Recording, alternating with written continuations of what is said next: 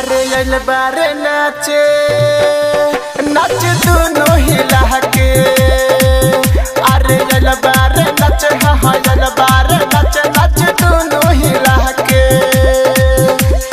नोही तुम्हारी सफेला चला के नाच यल बारे छौरी रे रनिया नाच दोनों हिला के। अरे यल बारे नाच हाँ यल बारे नाच नाच दोनों हिला के। दोनों हिला के दोनों हिला के। डीजे मनीष रक्सौल यल बारे नाच नाच दोनों हिला के।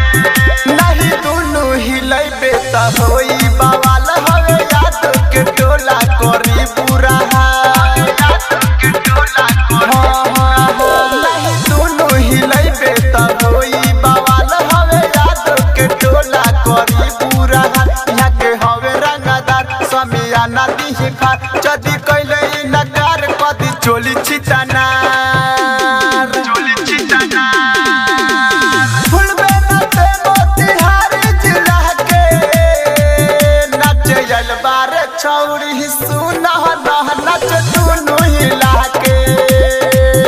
अरे यल बारे नाच हाँ यल बारे नाच नाच दोनों हिला के। दोनों हिला के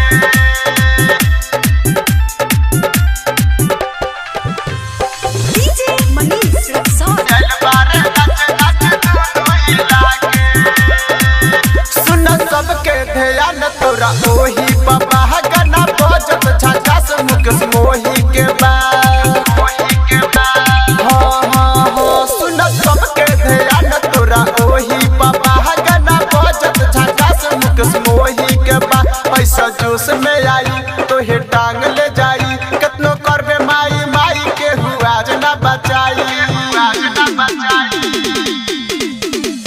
टाइगर कुमार शिवा कोहे जिला के नाच यल बारे छौरी रे रे रे नाच दोनों हिला के।